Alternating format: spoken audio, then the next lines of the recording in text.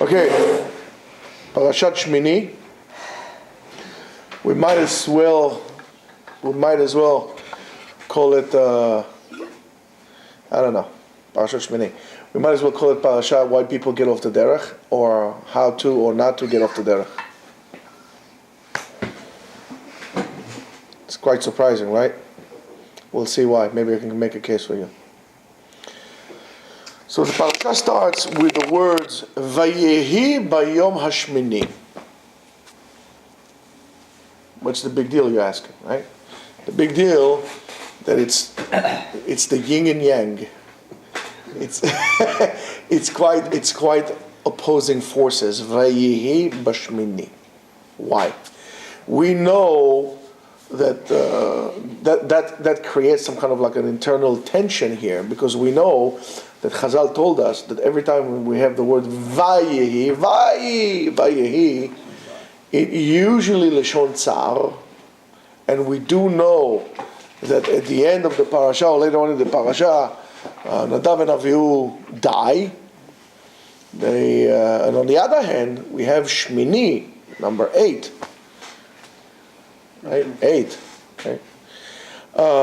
Symbolizes a spiritual reality that is above nature and is above the regular kedusha, holiness of this world and this world.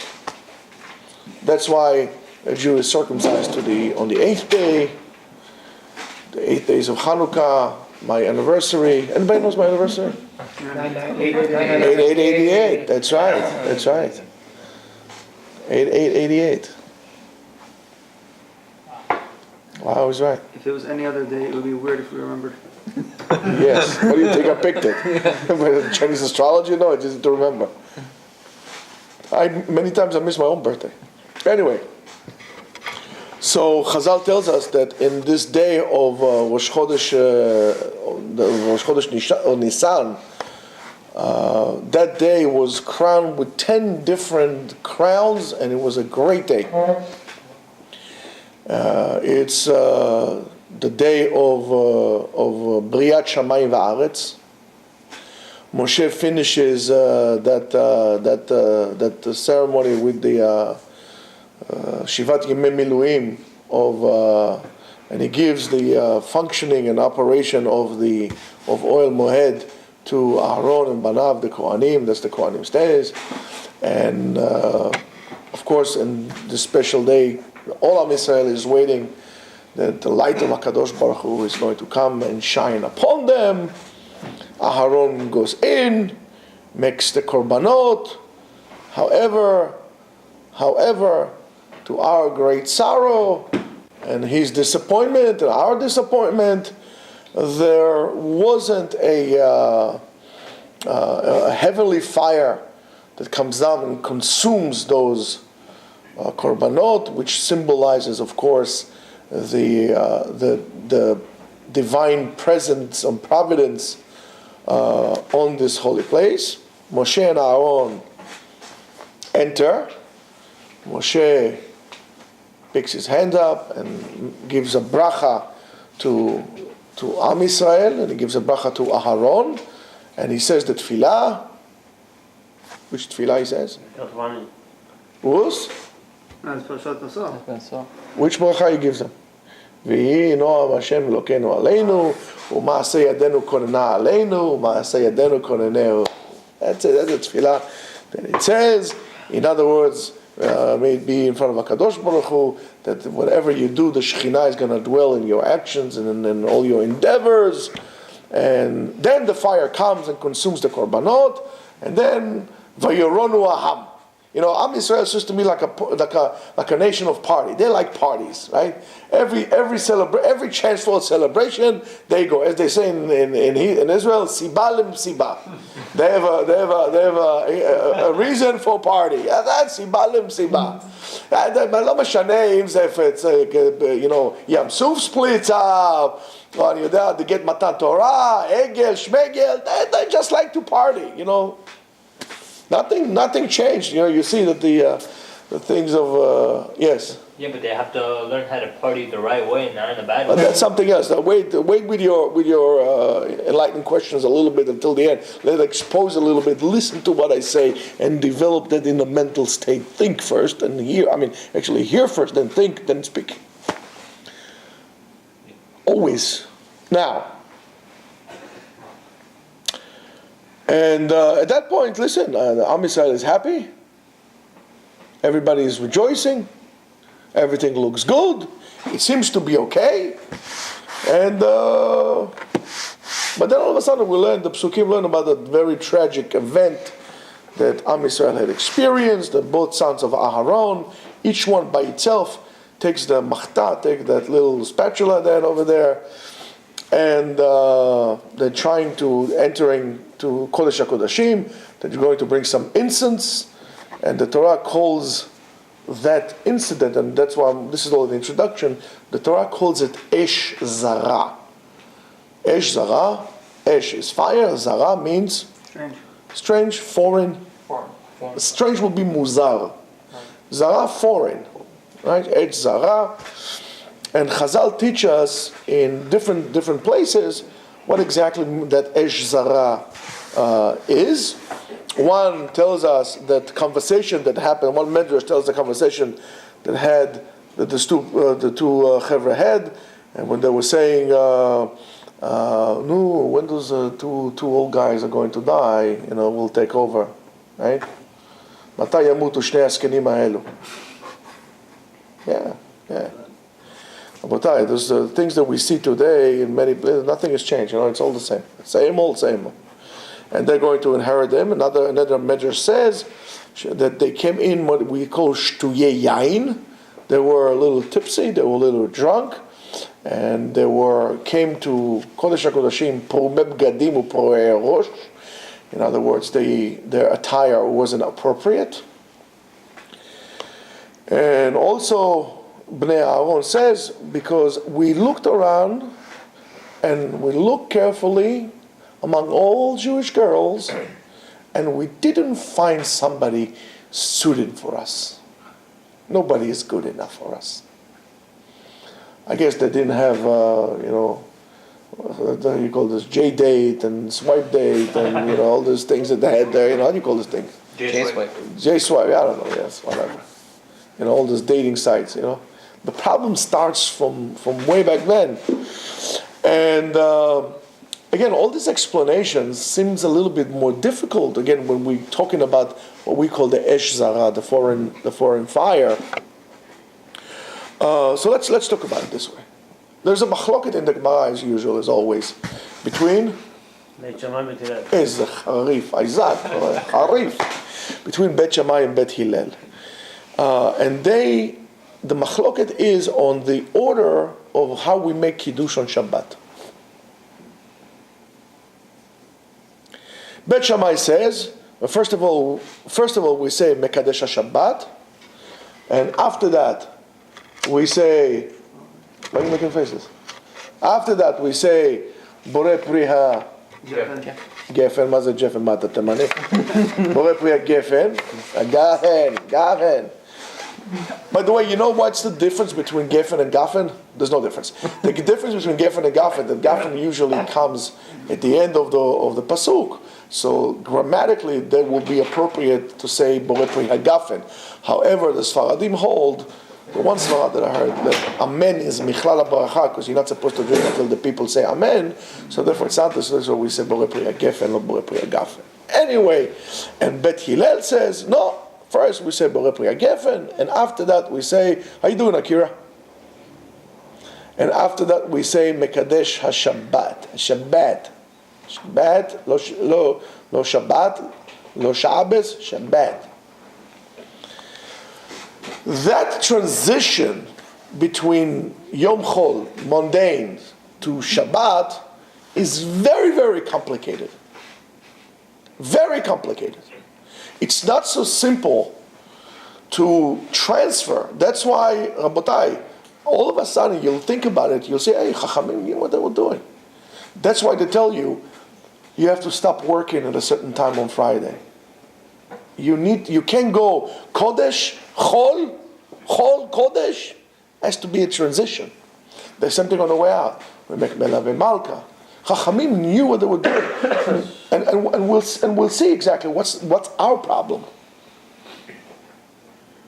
That's why you have to stop beforehand. You have to transition. The great Mekubalim of Etzion, some other Mekubalim, some other big rabbis, came the time that when took a shower, they would sit down and they would take Sefer Etz Chaim and they would learn until the time to go to shul. They can't just go from, listening to Ani Lo Yodea Mi, Paco de Lucia, and all of a sudden going to shul, praying. Just it's impossible.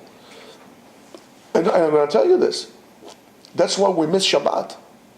We miss Shabbat because we're not prepared for that. You need to transition yourself. Again, the same thing when you come to shul. You can't come to shul, okay, everybody, okay, Rega, tagid ashrei, tagid korbanot, get into the groove, baby, you got to prove,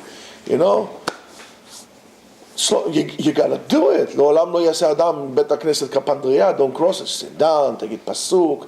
That's why they will מסדר ומתקן all these things. So the transition between Chol to Shabbat is very complicated. That's what Bet Hillel says. First of all, you should make Borei Pri HaGefen. Why? Because that could magnify the connection that you would have to the Kedusha of Shabbat. And after that, you're going to say Mekadesh Shabbat. What Bet Shammai hold, he says no. Bet Shammai holds you cannot use any other external stimuli to connect, that you should connect to the Kedusha. You can't. You can't. I mean, listen, Chas v'Shalom, I'm not taking sides here, but I absolutely understand what Bet Shammai is saying. The kasha that I always had is on Bet Hillel. I understand what Bet Shammai is saying.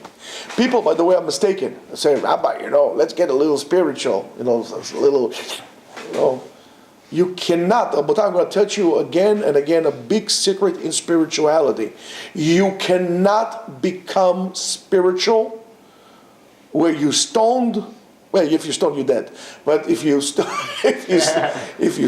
or if you drunk, or if you high, or if you low, you can't do that. If you feel something, it's because of your delusions. Spiritual high would only come from true connection to the Kedusha, to the spiritual. Not through byproducts. Whoever tells you that that's how you do it is an absolute ignorant when it comes to spirituality. Because when you're spiritual, you need clarity. Clarity does not come because of substances. Okay? And Bet Shammai holds, no. A person should elevate himself and create the momentum, the tension, the spiritual tension himself. That would help him connect with the Kedusha of Shabbat. Because the Kedusha of Shabbat is so high. Yom HaShabbat was mitkadesh because of HaKadosh Baruch Hu. It's a very high Kedusha. Maybe now you could start thinking about the damage that a person does when he's Mechalel Shabbat. Pogea b'Kedusha. And more than that, he's hurting himself. He's hurting himself. So you, by creating this, imagine, for example, you need to jump, 9 feet up in the air, or 11 feet up in the air to reach something. You can't reach that, unless you're like, Akim Olajuwon, whatever. He's like, but us, people, we can't jump so high. You can't jump so high. So how are you going to reach so high? You're going to jump on a trampoline. You have to go on a trampoline, and then you have to bounce yourself up. You need to generate it. So this is what this is what was the reference to the sons of Aaron altogether, is how to connect to the Kadosh Baruch Hu, to the Mikdash, to the temple, to the Kadosh Baruch Hu, to the Shekhinah, without external mediators. That's why you're not supposed to. Let's say you have a spiritual person who is a very high spiritual. You can connect to HaKadosh Baruch Hu through him. That's called Avodah Zarah. You hear me? Avodah Zarah. Esh Zarah. I don't care how big the tzaddik is. When you go to the tzaddik and thinking that you're going to connect to him, to HaKadosh Baruch Hu, there are a whole group of people that have made a living out of that. It's called Christianity. A lot of Kabbanics also do that. I didn't want to say that. But no, he became a Sfaradi. I didn't want to say that. But that's exactly, it's called Avodah Zarah, my friend. Sabkuch milega. Avodah Zarah. Yes. What if he has like the Divrei Torah? So what if he has the Torah? You're not connected to the Kedusha through him. You have the ability to connect to the Kedusha by yourself. Divrei Torah everybody has. That's it. You should connect to the Kedusha, not to the person. So it's different than going to your rabbi. Of course. You don't say to your rabbi, Rabbi, do me a favor. Can you pray for me? I should pray for you. You pray for yourself. Do I have extra set of wings that you don't have? Kadosh Baruch Hu, if we believe that, we're doing something wrong. You as close to HaKadosh Baruch Hu as you would want to, not as close as I am. Your closest to HaKadosh Baruch Hu depends on you, not on me. And the sons of Aaron were drunk, and they wanted to connect to an external element that's going to connect with them, and that is a matter of Esh Zarah. Again, Esh Zarah, like Avodah Zarah, idol worshipping. Now, if we're going to, let's try to look at let's try to look at the parasha and the issue from a different angle. That what is exactly in our culture, how does it refer to us, that concept of zar, strange, zarut, strange. In a modern perspective. So in the modern perspective, there are many different types of concepts and idea that could really help us look at things that happened in the past, and through that we can understand and relate to them better by understanding exactly what it is. Now, in what is so-called that concept that we call strange or different today, there is it came to replace what we call the concept of the classic truth. I'll explain.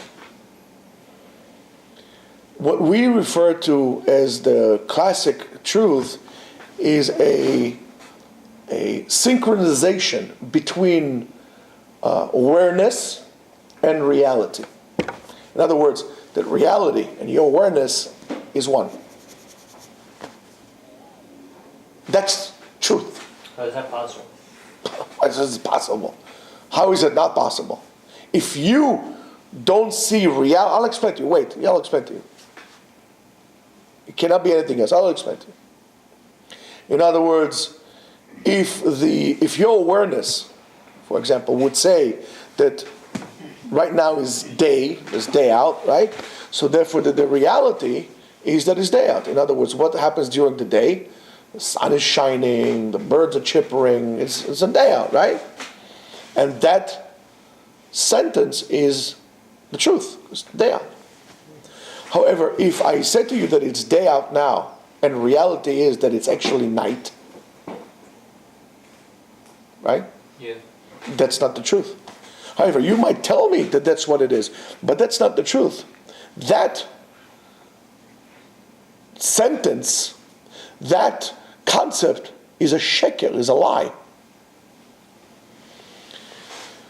Western society, Western understanding, Western point of view had a tremendous evolvement in the last, let's say, few hundred years in terms of philosophy and so on and so forth. And that we pay for. In other words, it has become very difficult to really grasp the truth, what the truth is. And the more we progress into time, the more of a problem that we have, to really define and live and to work with what is so-called the truth. We're becoming further and further from the truth. For example, anybody heard about the philosopher? Of course, Yeshua loves him here. Who do you like? Which philosopher you like? Hate all of them. I know, which one? Kant. That's right. Emmanuel. Manny. So he taught, he discovered, he defined, whatever you want to call this, what we call a projection or implication of a reality is a little bit, let's call it, it's no more than our awareness, or what we are aware of.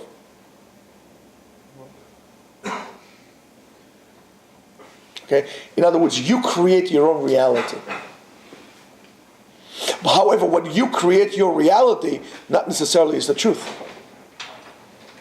Okay? And that is maybe a brilliant philosophical mahalach. However, there's a tremendous implication to our culture that is not necessarily philosophical, but the way we live our culture to it. And by doing so, we are reinventing the concept of the word truth and new and truth and so on and so forth. Now,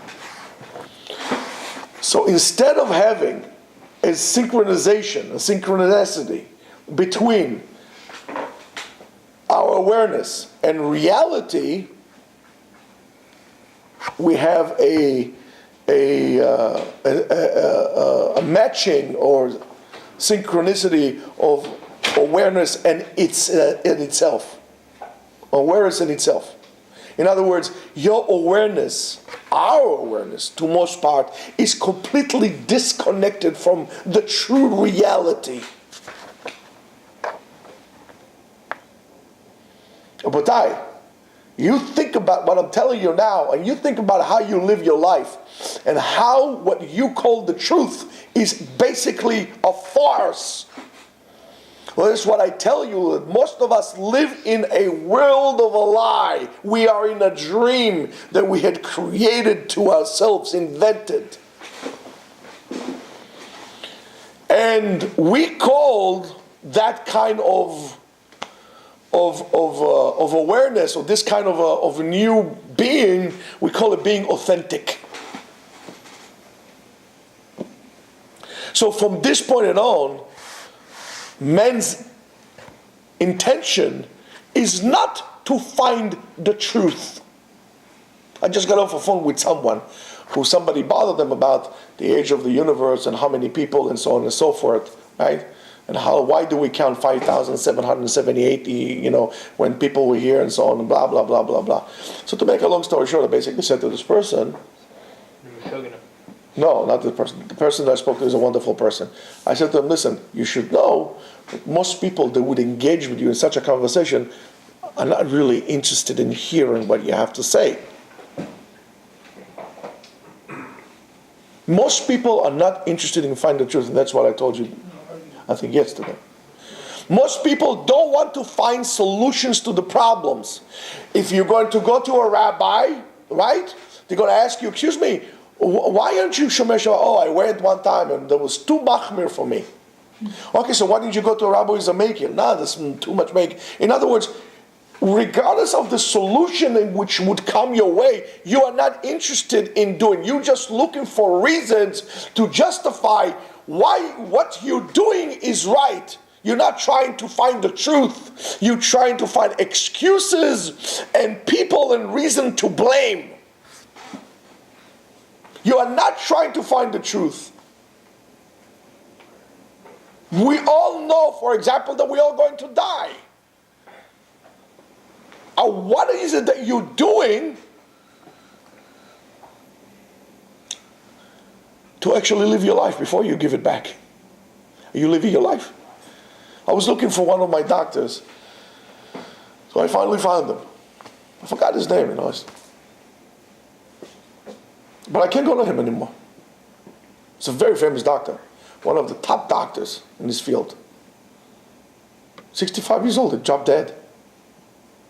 He worked like a dog all his life.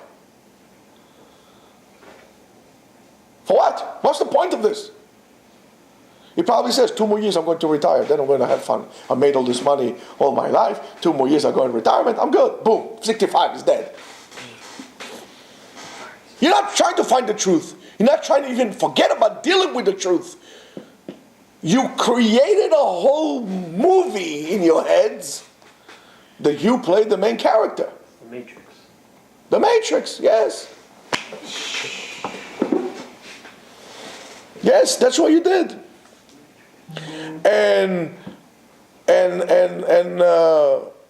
Therefore, since we said that our goal is not to find the truth, is to basically try to fit ourselves to this reality, and by doing so, to be authentic, right? And as we call it.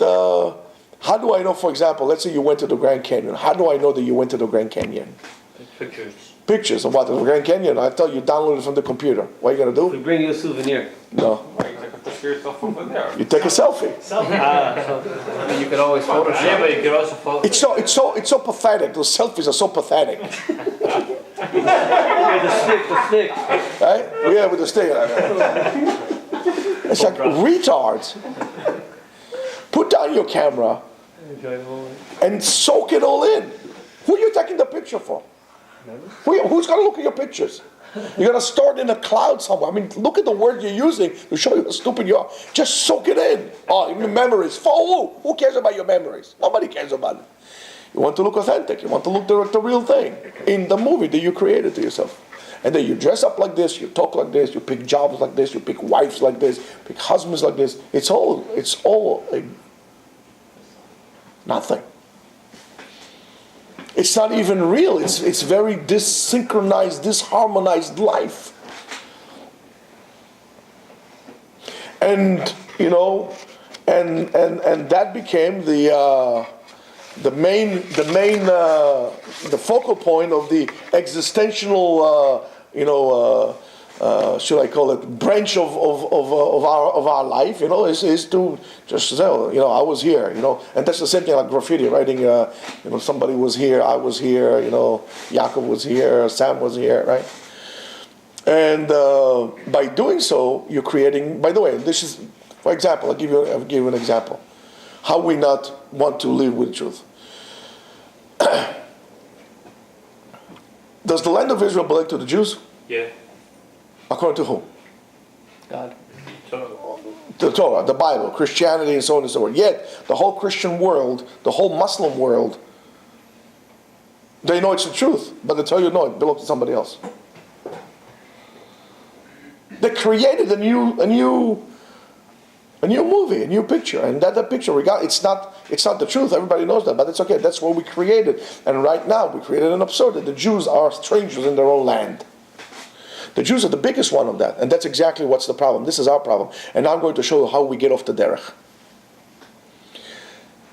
That need to become authentic and new, and that lack of harmony between reality and our awareness is the background for creating new habits, new values, and so on and so forth.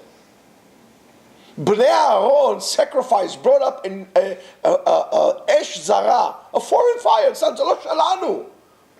Nobody asked you to do this. Why are you doing this? The same thing as the conservatives in the wall. Where do you guys come from? That's from here. According to the idea which we just kind of try to form here, they disconnected from the reality of their lives, that they are the Bnei Aaron and they're supposed to serve according to the laws that God told them.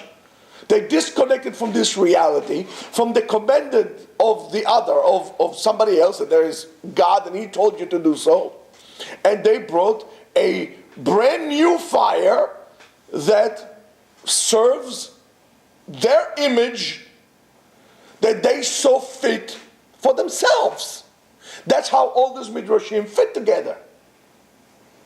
We're going to connect to the Kedusha through how we're going to drink some wine, smoke a little bong, we gotta get into the groove here. Waiting for those old men, to forget it, Moshe Aaron, they're like, 100 years old already, yalla, out of here. We're going to create a new world order. That's exactly how conservatism, how reforms broke away from the mainstream of Judaism and so on and so forth. So did everybody else. Any Jewish body, group of people that disconnected from the reality of Jews and Judaism and they created a different type of an awareness disappeared. You have to stay loyal. You can't create a new reality that doesn't fit that. It's you're building a building with no foundations. If you don't dig a foundation, you just lay bricks. How can you build? I don't think your house, you could build one floor, it will collapse, and that's exactly what happens. In your cheshbonot, I know how to build. I put cement. This is metal. I put bricks. I put cement, cinder blocks. This should hold. There's a hold. No. Look at all the buildings in Manhattan. All brick. They're holding. Yeah, but they have foundation down to the bedrock. Like, we don't need this, Rabbi. This is old-fashioned. Yeah, there's rockets. It's a new thing. This is old stuff. When you tell me the halachot, there's a time of Moshe Rabbeinu. That's old. Let's get something new to Judaism. We progressed. The progression to where? You're going to be recycled at best. You're disconnecting from reality. You live in a La La Land. And that has to do with the way you spend your credit card and everything. In La La Land you live. You think money doesn't end. You think your time doesn't end. You think no, there is a God and you have to live according to that's the truth. The truth is a harmony between reality and your awareness.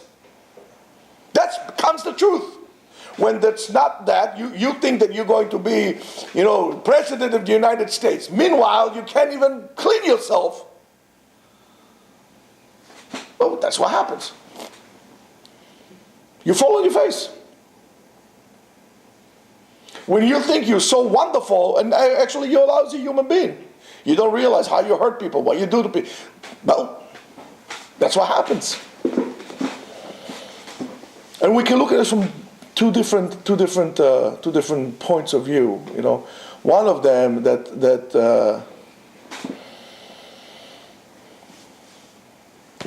what they did was great. Some Mefarshim go with this, with the Bnei Aaron we saw it as a superior thing. And what?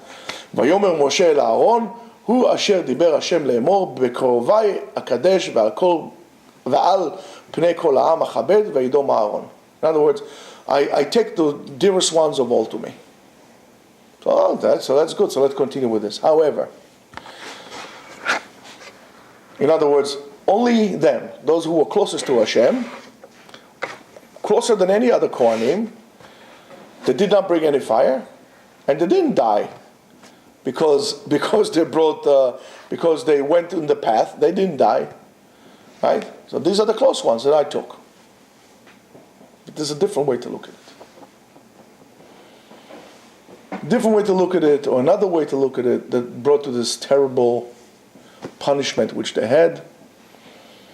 And that's what happens when we do it. We when we go in that path, we disconnect our connection to the existing system, and that's why Jews get off the derech.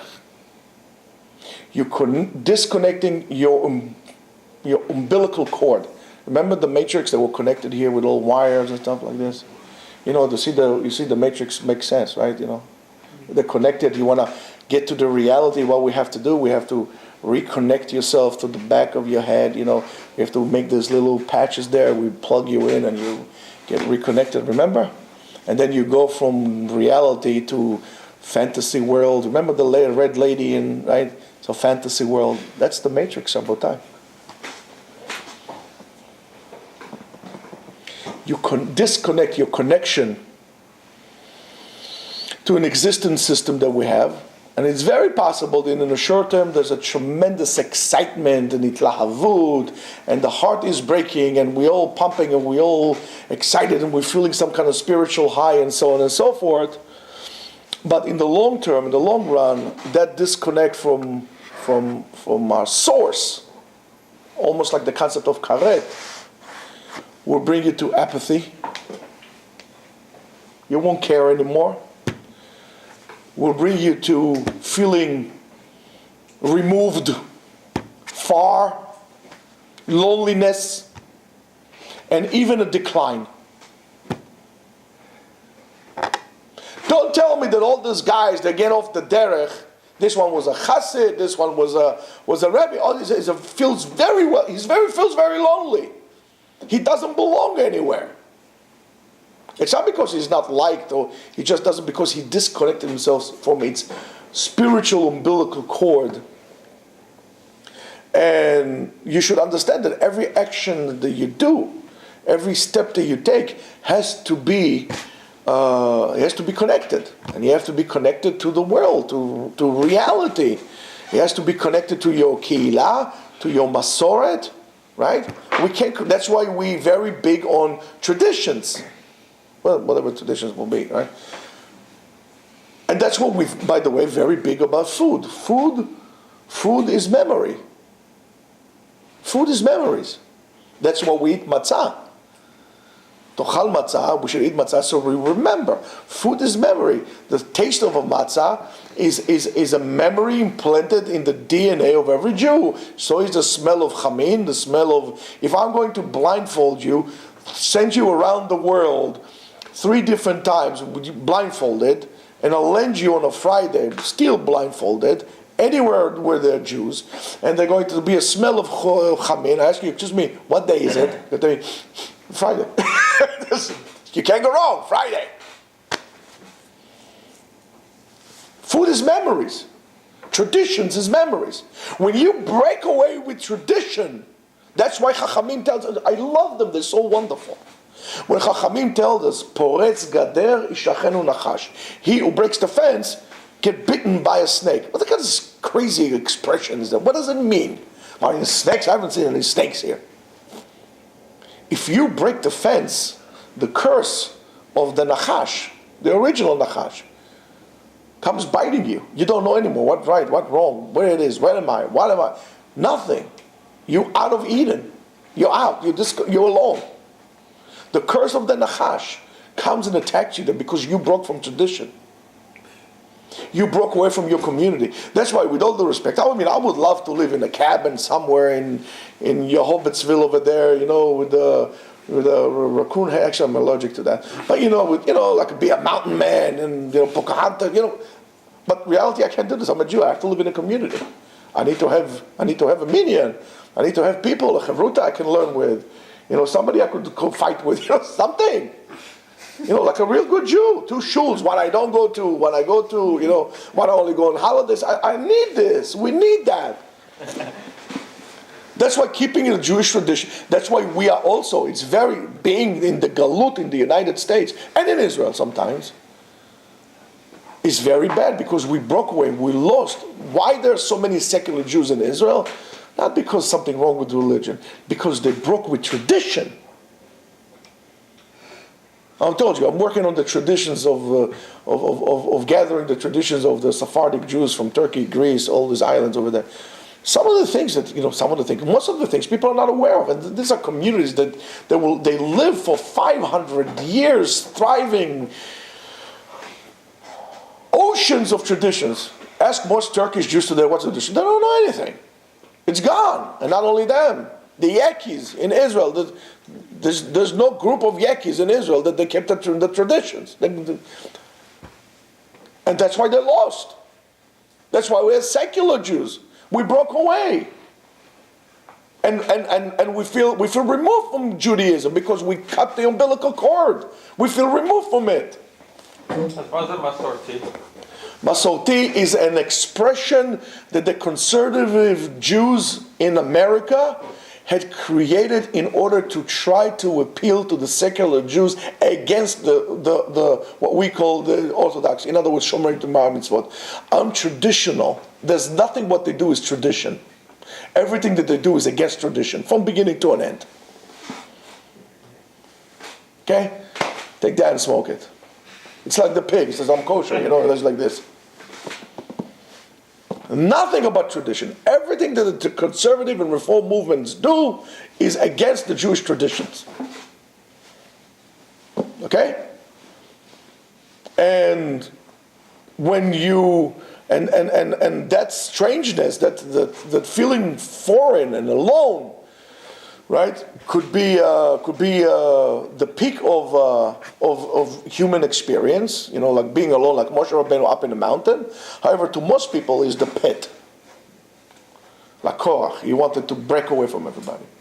He wanted to break away with tradition. He wanted to break away with the order that HaKadosh Baruch Hu gave. That's the order it's going to be. He wanted to change it. He wanted a new thing.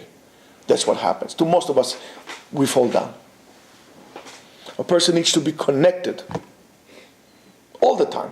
And within these connections, right, that sometimes are like ropes tying us, but sometimes within these connections, we need to find our personal expression. That's where you find your self-expression, not away from it. Within it, that's where you find your expression.